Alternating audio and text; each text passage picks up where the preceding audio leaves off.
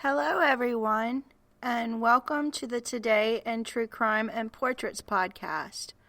I'm your host, Jane Flowers. Today's episode is about portrait photography. I am going to give you an overview of photographer William Eggleston's photograph called Untitled 1970-3, The Red Room, while speaking about William's close friendship he has with director David Lynch. As well, I'm going to talk about David Lynch's Festival of Disruption and speak about photos that William Eggleston took of my father and his home that he put on exhibition at David Lynch's Festival of Disruption. You will also learn how William's photography influences David Lynch's work. I am a huge advocate of Transcendental Meditation, so I'm also going to talk about Transcendental Meditation and how David Lynch's foundation has funded education for many people who want to learn about Transcendental Meditation. In this episode, I will also give you a track review of the band Flying Lotus song Fire is Coming featuring David Lynch. David played this song at his Festival of Disruption, and I want you all to learn more about it because in many ways it reminds me of my father, U.S. Navy veteran dentist Dr. Tom Boring, and his unsolved murder. I would think that David Lynch was inspired to write the lyrics to the song Fire is Coming from his friend William Eggleston's photograph called Untitled 1970-3, The Red Room, and my father, U.S. Navy veteran dentist Dr. Tom Boring's unsolved murder. For those who are not familiar with my father's unsolved murder, then let me please fill you in quickly about how he died and where he died and when he died. My father, U.S. Navy veteran dentist Dr. Tom Boring, 80, from smoke inhalation at his residence that was once located at 103 Virginia Street in Greenwood, Mississippi. But William Eggleston begs to differ as to how my father was murdered and where he was murdered. William tells people that my father died from an axe hitting him in his head. Yet no murder weapon was ever recovered at the crime scene where my father died in his home that burned up with him inside of it. I will speak in detail about my father's unsolved murder on another episode at a later date, and also speak to you about how William Eggleston uses the photos that he took of my father and his home while putting false claims with them about Tom's life and unsolved murder to make millions of dollars for his benefit and gain. It is unknown to me if David Lynch is even aware that his good friend William Eggleston is selling false claims with photos of my father's home and nude pictures of him and his penis. If he isn't aware, I hope he is soon. If he listens to this podcast, then he will be by now. Despite all these false claims that William is selling with photos of my father and his home, William is still quite popular within the fine art photography community and film community. Many people all over the world are fans of William's work, especially director David Lynch. David Lynch has been a fan of William Eggleston's photography and films for years now. You can also see how William Eggleston's photography rubs off in David's films. You see David's dreamlike vision that is inspired by William Eggleston's photograph portrayed in his films such as Twin Peaks and in Twin Peaks Firewalk, which is a prequel to Twin Peaks. David Lynch has his own version of the Red Room that you can see that is found in the film Twin Peaks. I wrote about David's dreamlike vision in my father's biography called The True Legacy of Dr. Tom Boring, an unsolved murder mystery biography, and I want to share with you all what I said. On page 108 to page 110, I said this: another photograph that was taken by William at Tom's home on MacArthur Street sometime in the early 70s has been shown at portrait exhibitions and at art galleries in London and New York is called Untitled 1970-3, The Red Room. You see in this photo, like you do its predecessor, The Red Ceiling, a blood-colored, high-gloss, red-painted walls. Centered in the middle of the photo is a window that has the trim of the windows painted in a black, shiny, glossy color, and the panes of the window have been painted in red to hide the events that play out day and night within the room. In the far right corner of the room, you see the corner of a mattress with a hanging vine dangling near the side of the mattress that has managed to make its way through the cracks of the window. In the upper left corner of the Red Room is a hippie-like poster exhibiting drug paraphernalia use. The poster states marijuana in big white letters, and just under that it says in small red letters, "Weed with roots in hell." Just below the red letters, you see a red hand surrounded by 6 joints and a girl in a gown and a robe to the bottom right of the poster looking downwards. At the very bottom of the poster it says, "Weird orgies, wild parties, unleashed passions." The photograph, like the red ceiling photograph, could be depicted as being erotic and have that vulgar feel. I suspect, but don't know for sure, that these two photographs were possibly taken around the same time period. The photograph, The Red Ceiling, has great notoriety and has attracted not only musicians and bands but directors too. One director in particular, David Lynch, who is very good friends with William, is also a big fan of William's work. David has stated in the past that William Eggleston is definitely his favorite photographer, and many people in the art world have gone as far as stating that David Lynch's dreamlike visions you see in his movies and films have been inspired by photographer William Eggleston's work and his stories.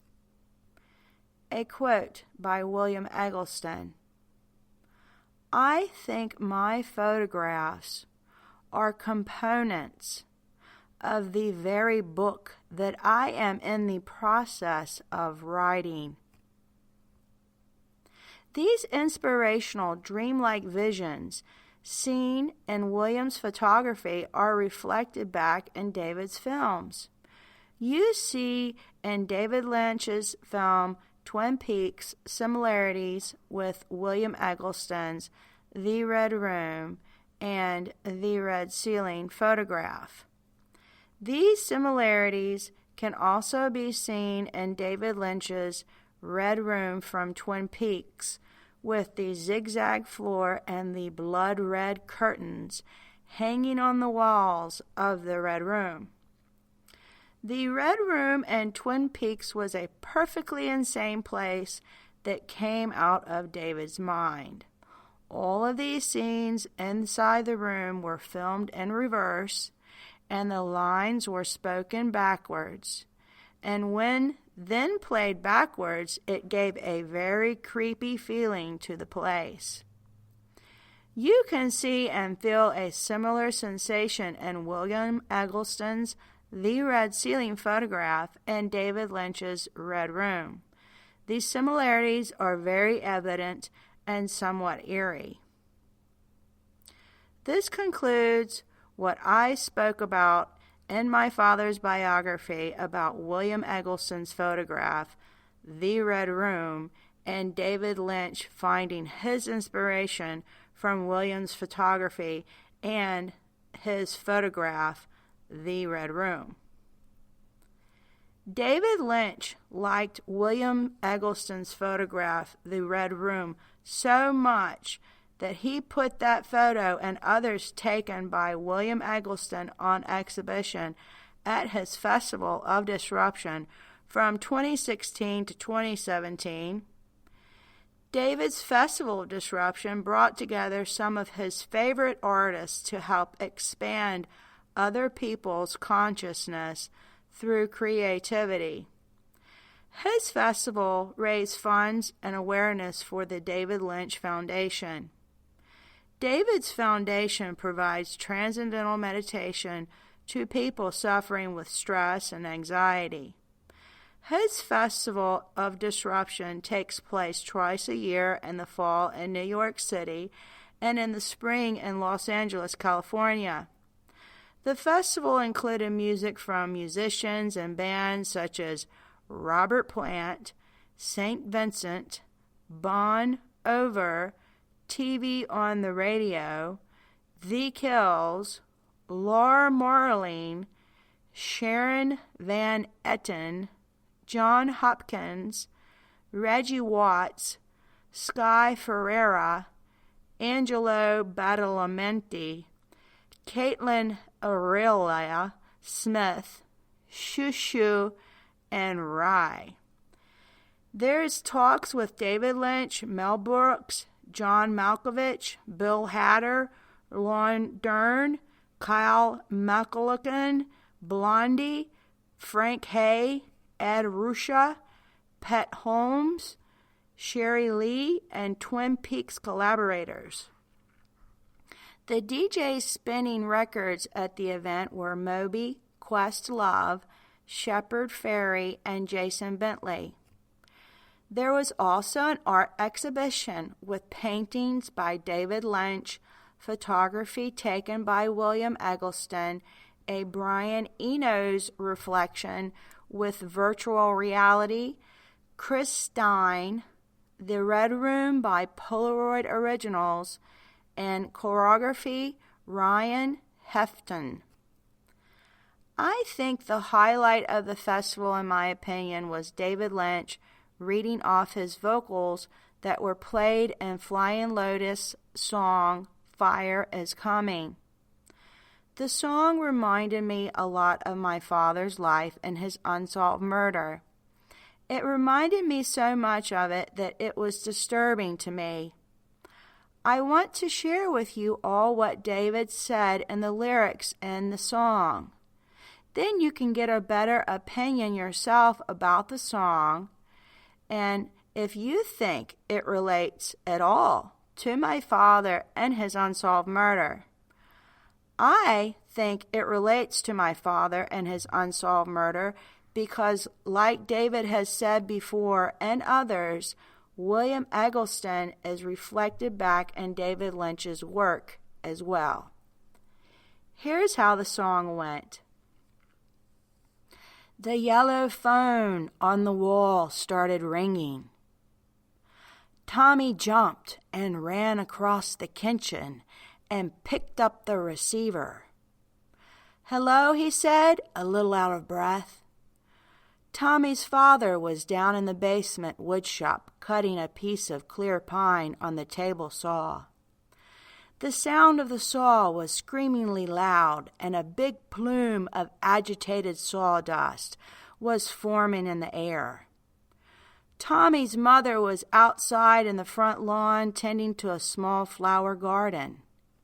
She was visibly upset about her flower's condition. She was observing a black film on the stems and leaves. Then tried to wipe this black substance away while running hose water on it.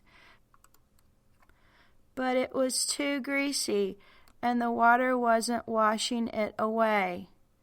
The front door opened, and Tommy appeared behind his mother. "Mom, there's a phone call for you." Tommy's mom stood up and turned, the garden hose in her right hand shooting water. "Who is it?" she asked. "I don't know. It's a man. He said you would know what it's about."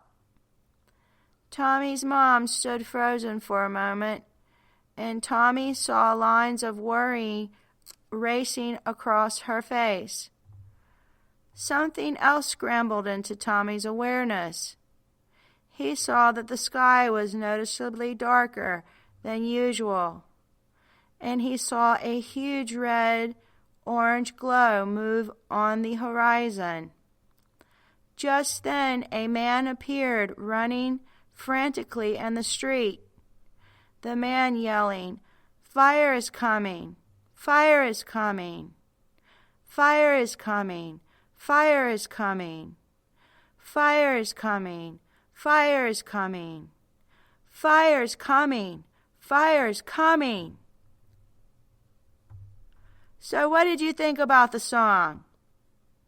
Very creepy and strange, wasn't it?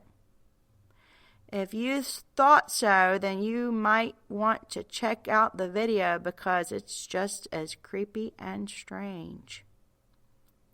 I also want to share with all of you a track review of this song that I found on YouTube that was dropped on April 18th, 2019 by Anthony Fontana on his YouTube channel called Fontana.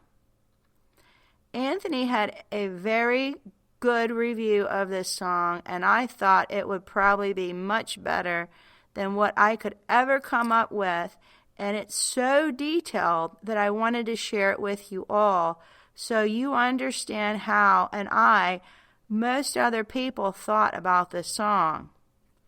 Here is the YouTube video, and here is how it went. Anthony can be seen in his YouTube video singing, listening to the song with his headphones on, and then he fast forwards the song as he laughs. Then he says, "Okay, wow, how did I even make heads or tails of that?" I mean, it's blatantly a spoken word piece. It's blatantly a spoken word piece with David Lynch really kind of like taking the helm on the track. And very obviously, Flying Lotus is still in kind of directional and filmmaker mode. And the aesthetics of this Rides Over Here also has the fingerprints of a theme Firth all over it as well.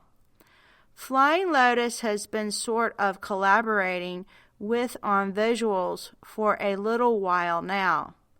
I mean, it's twisted. It's unsettling. It's strange. It leads me to believe that this album could potentially be conceptual or maybe even a narrative based in a way, or they just wanted to drop a track that felt almost like an extended teaser to the entire album, because in a way, while we can see over here this is pretty much the actual track, then you see Anthony showing you the track to the album in his YouTube show. Then he says, 3:16, Fire is Coming, David Lynch. Obviously, there's a little bit of a track time added to the music video over here to kind of set the tone of the song with some visuals of all these kids dressed in fursuits, screaming and playing and going crazy. There were some elements of it that reminded me of the very creepy and theatrical and narrative-based spoken word pieces that have made it into a number of Tom Waits albums over the years. I guess I could draw a comparison there. Outside of that, I'm not sure what I can really draw from this because, again, musically, there wasn't a whole lot going on outside of just a very strange, eerie instrumental embellishments happening in the background behind David Lynch's vocals, which were kind of twisted and manipulated, and the intensity of that increased as we got closer to the end of the track. And the way that the instrumental and suddenly this beat was kind of building up at the very end of the song, it would kind of lead me to guess that maybe this track was going to segue really smoothly into the next song here, and maybe in larger musical passages or something like that. But really, that's all I can say, is that it feels like an extended interlude like moment that I think could serve as a really great spot on the album. But without the visuals, you're attached to this track, and the music video, to me, this song doesn't really have a whole lot of replay power. You know, unless you are short of listening to it within the context of the album itself, which is undoubtedly is going to be very holistic, maybe seamless, even cinematic kind of experience. So while I wasn't exactly blown away by this track compassionately or anything like that again, I was left unsettled, kind of disturbed, ears wanting more, mouth watering, wondering where we are going next with this. And finally, I'm left with a lot more questions than when I started before I played this video and the song. This concludes the track review for Flying Lotus song Fire's Coming by Anthony Fantano on his YouTube page called Fantano. I was also left with a lot of questions, just as Anthony was left with a lot of questions at the end of the song. Questions like, did David Lynch get inspired from my father's unsolved murder, from William Eggleston's false claims about his unsolved murder story he has put with photographs taken by William of my father and his home on MacArthur Street in Greenwood, Mississippi, to help him write this song? This is my question, and you would think that this would be the case because of all the similarities in what was spoken about in this song and how it matches the similarities in my father's unsolved murder. David is going to talk about a kid named Tommy. Well, my father's name is Thomas, and if you think about it, Tommy is just a short way of saying Thomas. David wants to talk about a fire. Well, my father died in a fire. The similarities are very evident and very eerie. David's Festival of Disruption also offered a lecture about Transcendental Meditation and its benefits with school children, veterans, and anyone else who is willing to learn about meditational practice to help you throughout your life and heal yourself from different types of trauma. Singer and musician Paul McCartney, who is also a good friend of William Eggleston, congratulated David Lynch on his foundation on October the 11th, 2010, that has raised the funds to bring Transcendental Meditation to over 500,000 inner-city school kids. David Lynch's foundation was started by David Lynch in the year 2005. 10 years ago, Paul McCartney shared his heartfelt thoughts about David Lynch's foundation, and I want to share to you all what he said, because Paul's views on David Lynch's foundation I completely agree with. Here's what Paul said while David was in New York getting ready for the David Lynch Foundation to put on a performance and speak about the benefits of Transcendental Meditation in a benefit.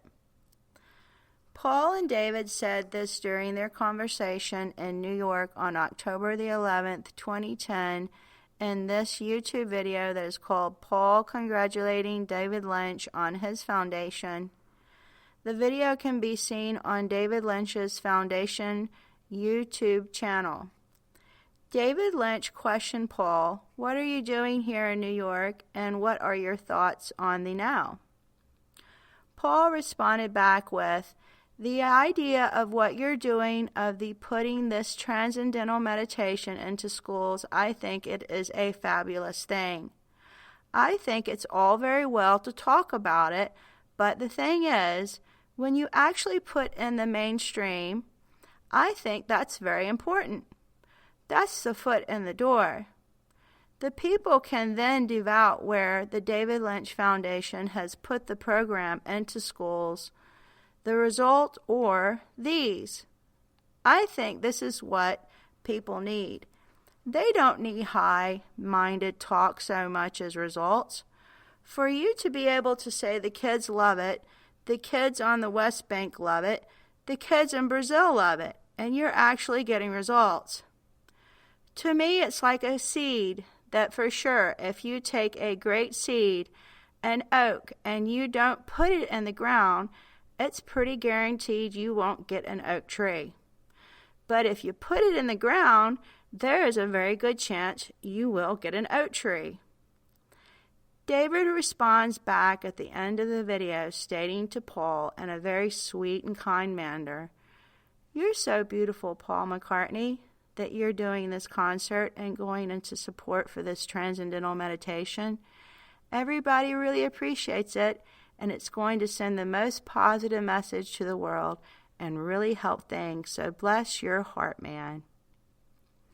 Aw, I was really touched by what Paul stated to David about his foundation and how it provides transcendental meditation for so many people who needed it. And it's true, transcendental meditation is very beneficial to everyone, and today is December the 3rd. David Lynch is holding a free live event Thursday, December 3rd at 7 p.m. Eastern Time called Meditate America. Meditate America is an upcoming benefit concert hosted by Ionic filmmaker and renowned transcendental meditation advocate David Lynch and his organization, the David Lynch Foundation. The event will be a celebration to raise support to bring free transcendental meditation, TM training to adults and children in need, including healthcare workers on the COVID-19 front lines, veterans battling PTSD and depression, and families living in at-risk communities. The event will also highlight Heal the Healers, now a new initiative to bring TM to the medical providers who are working tirelessly to end the pandemic. Highlights of the celebration will include live performances from Graham Nash singing Our House with Children's Choir, Elvis Costello singing What's So Funny About Peace, Love, and Understanding, Keisha and Jim James singing the Bob Dylan classic I Shall Be Released, Sting singing One World Is Enough with Angelique Kidjo, and then Fragile solo. Hugh Jackman and Deborah Lee Furness interviewing Katy Perry about her meditation practice. You also see George Stephanopoulos, Robin Roberts, and an ABC chief medical correspondent, Dr. Jennifer Ashton, hosting the event. The event educates people about the benefits of transcendental meditation. Will later on in the event, a group of meditation with all the attendees of the event from all over the world is held. All proceeds to the free virtual event go to the David Lynch Foundation. This is the event for you if you want to learn more about the benefits of transcendental meditation. Tickets to the event, which will be streamed live online on December 3rd, are free. All attendees can register to virtually attend at the Meditation America website or Eventbrite. Are you going to attend now that you know so much about transcendental meditation? If you didn't before? Are you interested in learning more about the benefits? Well, if you are, then go ahead and attend. It doesn't hurt now, does it? This concludes my review of William Eggleston's photo, Untitled, 1970-3, The Red Room, and how William Eggleston's photography is reflected back in David Lynch's films and music. Thank you for listening. Please subscribe and leave a comment. I'll see you next episode. Until then, goodbye, everyone.